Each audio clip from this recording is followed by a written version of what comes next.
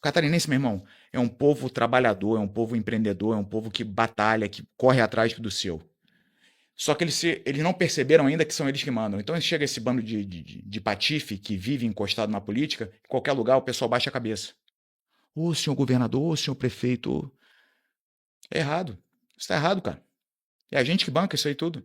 Os caras estão há 30 anos tendo privilégio, vivendo uma vida de maravilha, às custas do nosso suor, pô. Então, eu acho que o eleitor catarinense, se ele está insatisfeito, porque quando ele vai num posto de saúde, ele tem que ficar horas esperando atendimento, porque às vezes perde um parente sem atendimento no hospital público, porque o filho vai para uma escola pública sem qualidade e acaba sendo cooptado pelo tráfico, porque tá vendo a quantidade de feminicídio, estupro aumentando pra caramba, favelização absurda e acelerada de Santa Catarina. Santa Catarina tendo problemas de Rio de Janeiro que não tinha tempos atrás. Se o eleitor está insatisfeito em pegar uma hora igual eu peguei agora para vir da BR-101 até a entrada da ilha, um trechinho que de repente se eu fosse correndo eu era mais rápido. Todo dia o trabalhador tem que passar por isso. Se está insatisfeito, não faz sentido você votar em quem está há 30 anos fazendo parte desse sistema. Mas aí quem vai decidir é o eleitor. Vamos lá, Marcelo Brigadeiro é um cara que é muito mais do que um ex-lutador, tá? Embora o estereótipo não ajude, eu sou um empresário bem-sucedido, muito bem-sucedido na vida, pai de 2 filhos, marido, 2 filhos catarinenses, marido de uma excelente mulher catarinense também, e um cara que resolveu abraçar essa missão de concorrer ao governo para poder expor aos catarinenses tudo que acontece na política que tende a ficar atrás das cortinas. Então, eu acredito que esse ano vai ser muito elucidativo para o eleitor catarinense, que vai descobrir muita coisa que talvez ele tenha sido omitido dele durante muito tempo. E a missão, não é omissão, A tá? A missão. missão. Eu falava Perfeito. omissão também Ah. e tomei bronca. É a missão. A missão é um partido que surge justamente para romper com isso tudo que a gente vê na política. Vocês acompanham política há muito tempo também. A gente sabe, como você bem falou na introdução, né? Presidentes de partido que fazem as negociações. E a gente vem aí para expor e romper com essas negociações, né? Então, a missão ela surge com uma proposta diferente, de fato. Eu não gosto de dizer que é um partido novo, porque o último partido que levou essa nomenclatura aí acabou se mostrando mais do mesmo. Então a gente surge como algo diferente, disruptivo, para brigar com tudo que está errado na política, que acaba enclausurando o brasileiro nessa vida degradante que a maioria dos brasileiros é obrigada a enfrentar, né? Perfeito.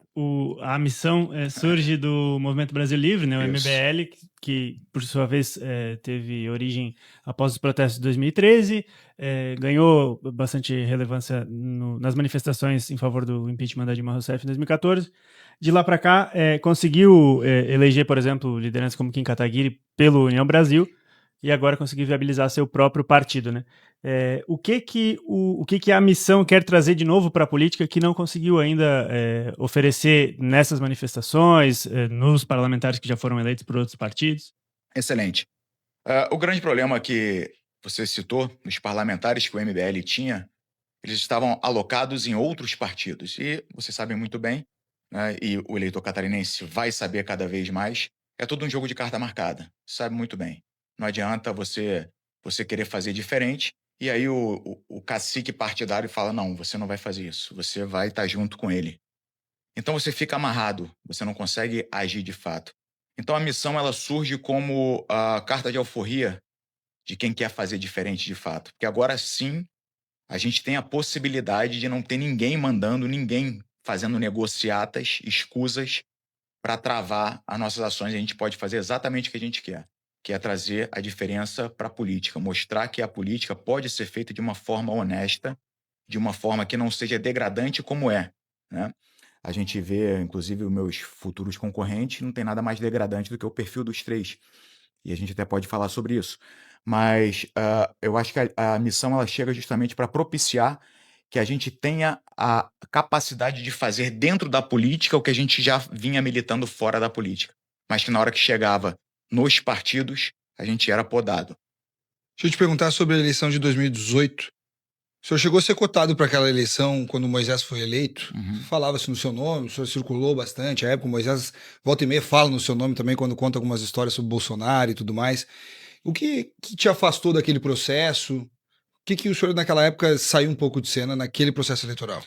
Eu me desiludi muito. Naquela época eu tinha uma visão apaixonada da política, como uma boa parte do eleitorado hoje tem, de achar que existe de fato político de esquerda e de direita, quando na verdade isso é uma farsa, é uma mentira. E volto a trazer aqui o exemplo dos meus concorrentes, né? A gente vê o Merizio, naquela época, ele era Bolsonaro, agora ele é Lula. E antes ele havia sido Dilma. O Jorginho Melo hoje é Bolsonaro, estava com a Dilma há pouco tempo atrás. Ou seja, direita e esquerda é um jogo de cena que eles usam para enganar o eleitor, para manter o eleitor brigando entre si, e atrás das cortinas eles estão todos juntos. E eu me desiludia justamente a perceber isso. Eu tinha a visão apaixonada que uma boa parte do eleitorado tem hoje, de que de fato iam lutar pela direita, iam lutar pelo conservadorismo, iam lutar pelos princípios e valores. E aí me chega uma determinação da Nacional, do PSL, e eu estava na executiva estadual, botando a faca no meu pescoço, dizendo que a gente ia ter que coligar com o Gelson Merizio, ia ter que apoiar o Gelson Merizio. Eu, por saber quem era Gelson Merizio, eu ali já me desapaixonei e percebi que era tudo um jogo que visava apenas manter esse pessoal no poder e alcançar e manter o poder para sempre, né? O tempo me inocentou e mostrou. Hoje, Gelson Merizio é o candidato do Lula em Santa Catarina. Então, era esse tipo de composição que queriam que a gente fizesse lá atrás. E aí eu fui combativo, eu impedi isso dentro do partido. E dentro do partido, quem mais me apoiou foi o Carlos Moisés. E aquela época, o meu nome era o mais cotado para deputado federal. Eu retirei minha candidatura a deputado federal para viabilizar, então, um apoio ao Moisés como governador e ao Lucas Esmeraldino ao Senado. Quase entramos no Senado, mas conseguimos eleger o Moisés, que, na minha visão, foi o melhor governador que Santa Catarina já teve. Perfeito. Alguns analistas apontam que situações como o escândalo do Banco Master, que a gente está acompanhando agora, que envolve lideranças da direita à esquerda, poderia criar condições para um outsider, alguém de fora da política, do sistema. A gente já teve Jair Bolsonaro eleito um pouco com essa retórica. Em 2024 teve o fenômeno do Pablo Marçal em São Paulo, e muitos apontam o Renan Santos, que é o pré-candidato a presidente pela missão, como um possível candidato aí a essa raia nesse ano. Você acredita numa conjuntura assim também em Santa Catarina, que o eleitor catarinense possa buscar um outsider e que isso poderia favorecê-lo na disputa? Eu acho que deveria. Eu acho que deveria, porque se você for perguntar, todo brasileiro reclama da política, certo? E aí, na hora de votar, eles votam em quem? Em quem faz da política uma carreira, né? O que meus futuros concorrentes, o que eles produziram na vida a não ser política? Você pega os três principais: Jorginho Melo, João Rodrigues e Gelson Merizio. Vocês sabem me apontar alguma coisa que eles fizeram na iniciativa privada? Alguma empresa que eles montaram? Alguma riqueza que eles produziram? Algum emprego que eles geraram? Zero. Esses caras estão há 30 anos vivendo da política. Estão há 30 anos mamando na teta do Estado, sendo parasita.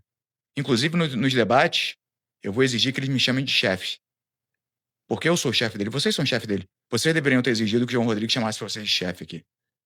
Vocês ralam, pô, vocês pagam imposto. Eles vivem do teu suor, do meu suor, do teu suor. Então, no debate, eles vão ter que me chamar de chefe, senão eu não vou nem dirigir a palavra a eles.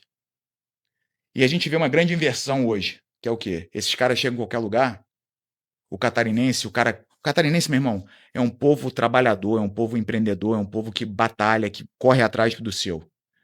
Só que eles não perceberam ainda que são eles que mandam. Então chega esse bando de patife que vive encostado na política, em qualquer lugar o pessoal baixa a cabeça. Ô, senhor governador, ô, senhor prefeito. É errado. Isso tá errado, cara. É a gente que banca isso aí tudo. Os caras estão há 30 anos tendo privilégio, vivendo uma vida de maravilha, às custas do nosso suor, pô. Então, eu acho que o eleitor catarinense, se ele está insatisfeito, porque quando ele vai num posto de saúde, ele tem que ficar horas esperando atendimento, porque às vezes perde um parente sem atendimento no hospital público, porque o filho vai para uma escola pública sem qualidade e acaba sendo cooptado pelo tráfico, porque tá vendo a quantidade de feminicídio e estupro aumentando pra caramba, favelização absurda e acelerada de Santa Catarina. Santa Catarina tendo problemas de Rio de Janeiro que não tinha tempos atrás. Se o eleitor está insatisfeito em pegar uma hora igual eu peguei agora para vir da BR-101 até a entrada da ilha, um trechinho que, de repente, se eu fosse correndo, eu era mais rápido. Todo dia o trabalhador tem que passar por isso. Se está insatisfeito, não faz sentido você votar em quem está há 30 anos fazendo parte desse sistema. Mas aí quem vai decidir é o eleitor. Deixa eu te perguntar um pouquinho sobre. Tu citou um pouco o Partido Novo, falou um pouco sobre isso. O Partido Novo nasceu à época com uma série de regramentos, né, uma série de determinações internas e tudo mais. O Missão também tem seus próprios regramentos, a missão, no caso de coligação, no caso de não poder, de ter seleção para quem vai disputar. Existe uma coisa semelhante nesse processo ou a missão é uma outra coisa? São duas coisas distintas. Em relação à seleção, é uma seleção criteriosíssima que a gente está fazendo. Todo mundo que quer ser pré-candidato pela missão entra numa triagem, é uma planilha, depois eu até posso mostrar para os senhores, é uma planilha com diversas colunas e ela passa por 4 níveis de triagem. A gente investiga tudo da vida da pessoa, desde CPF até participação em redes sociais para ver se está alinhada ou não está alinhada com o nosso discurso. Em relação à coligação, a gente, em Santa Catarina, eu não vou coligar com ninguém. Porque eu sou oposição a tudo isso que está aí. Eu não tenho como estar junto com o Jorginho, não tenho como estar junto com o Merizio, não tenho como estar junto com o João Rodrigo, não tenho como estar junto com ninguém. Todos eles são jogadores, são bonequinhos de um mesmo tabuleiro, de um jogo que lesa o povo e um jogo que eu tenho total desprezo. Eu não vou estar junto com eles, eu vou fazer o contrário, eu vou virar a mesa, vou jogar os bonecos no chão, vou quebrar o tabuleiro.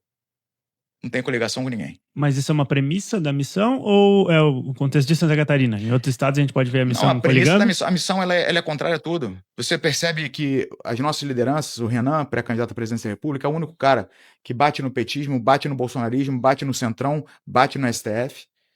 Foi o primeiro cara a se posicionar. A missão foi a primeira a convocar manifestações contra esse absurdo do Banco Master, enquanto outros pré-candidatos à presidência estão caladinho, não falam nada. Por quê? Porque tem um rabo preso com o STF. Então, a missão é um partido feito por pessoas de coragem.